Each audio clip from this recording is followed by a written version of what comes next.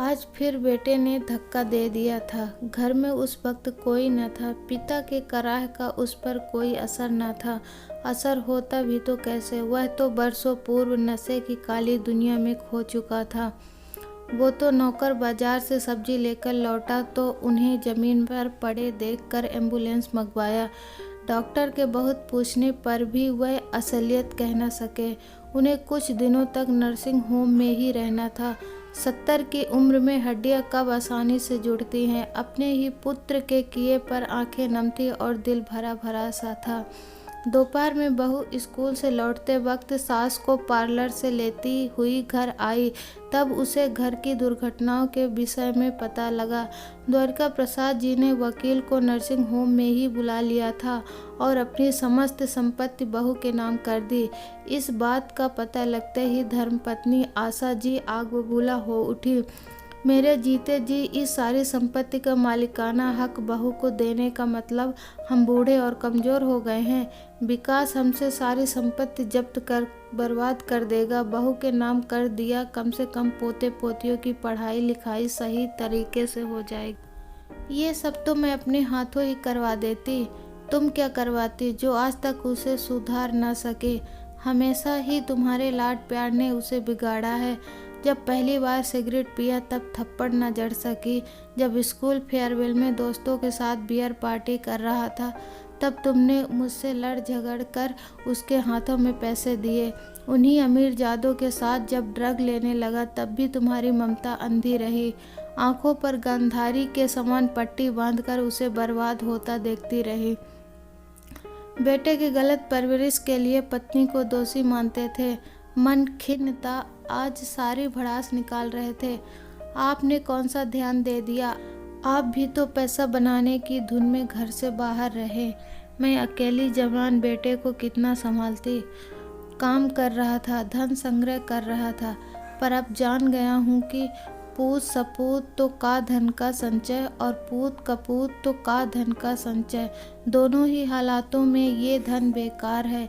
इसलिए अब इसे नेक कर्म में लगाना चाहता हूँ। मैंने सोचा था शादी के बाद सुधर जाएगा, तभी अपने बेरोजगार नशेड़ी बेटे के लिए एक अच्छी लड़की का जीवन बर्बाद कर दिया। तुम्हारे बिगड़ैल लाडले को जब रिहैब सेंटर में छोड़ने गया तो पीछे से तुमने किसी शरीफ परिवार की लड़की देख उसका ब्याह तय कर दिया और अपने पक्ष में यह दलील देती रही कि शादी के बाद तो अच्छे अच्छे सुधर जाते हैं। वह भी तो उसे सुधार न सकी। मेरे ही बच्चे के सब दुश्मन बने हुए हैं। जो दिल में आए कीजिए, बोलकर वह सिसकने लगी। विकास की गलतियों पर पर्दा मत डालो, उस पर मेरा भरोसा जाता जा रहा है। अच्छा है कि बहू सरकारी अफसर है, उसके साथ उसके बॉडीगार्ड्स रहते हैं, उससे ये कोई बदतमीजी नहीं कर पाएगा। अब सही समय आ गया है कि फिर से उसे रिहैब सेंटर में भेज दिया जाए। मकानों में से जो किराया आ रहा है उससे बहू बच्चों की पढ़ाई व विवाह की अच्छी तरह संभाल लेगी। क्या आप भी कुछ भी बोल रहे हो? मेरे लिए कुछ नहीं रखेंगे? मेरा पेंशन तुम्हारे खाने पहनने व पार्लर के लिए काफ़ी होगा। थोड़ा शर्म करो आशा। एक लड़की क्या क्या ख्वाब लेकर ससुराल आती है। हमने सिप्रा को क्या दिया? एक ड्रग्स के नशे में डूबा इंसान। अब तुम्हारी यही सजा है कि तुम बहू को संपत्ति का एकाधिकार दे दो। क्रोध से आशा जी तिलमिला उठी और तड़ाक, ये क्या? उन्होंने बहू पर हाथ उठा दिया। सभी सन्न रह गए। एक बार की बहू को विश्वास ही नहीं हुआ कि ये हाथ उस पर उठे थे। चुपचाप कमरे से निकलकर सरकारी आवास पर जाने के लिए सामान पैक करने लगी। जब तक सब रोकते उसने घर छोड़ दिया था। आशा जी ने सपने में भी नहीं सोचा था कि गलत सही ढंग से जमा राशि इस तरह उनके हाथ से निकल जाएगी। हार कर आशा जी ने सिप्रा के आगे हाथ पांव जोड़े और उसे मनाकर घर ले आई। बेटे के अंदर भी बहू के लिए सम्मान था, क्योंकि जेब खर्च अब वही देने लगी थी।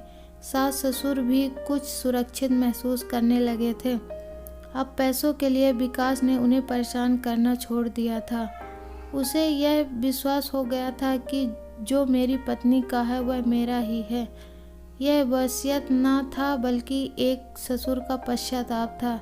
एक पढ़ी लड़की को अपने नालायक बेटे से विवाह कराने के उपरांत उनकी आत्मा उन्हें धिक्कारती रही थी, जिसके कारण वह इस नतीजे पर पहुंचे थे। अब घर में सब कुछ तो नहीं बदला था, पर एक ससुर की आत्मा को कुछ हद तक शांति मिली थी। उनके हाथों हुए अपराध की कोई माफ़ी नहीं थी, पर वह तड़प जो बहू के निर्दोष चेहरे को देखकर उठती थी और उन्हें ग्लानि में डुबोती थी, वह शांत हो गई थी। विकास को रिहैब सेंटर भेज दिया गया और शिप्रा अपने सास ससुर की बेटी बनकर आजीवन उनकी सेवा करती रही। दोस्तों, आपको ये मोटिवेशनल कहानी अच्छी लगी होगी। आपसे पर्सनल रिक्वेस्ट है दोस्तों, चैनल में नए हैं तो प्लीज़ सब्सक्राइब कर लीजिए और वीडियो अच्छी लगी हो तो लाइक कर दीजिए। अब मिलेंगे नई कहानी नई वीडियो के साथ, तब तक के लिए बाय बाय।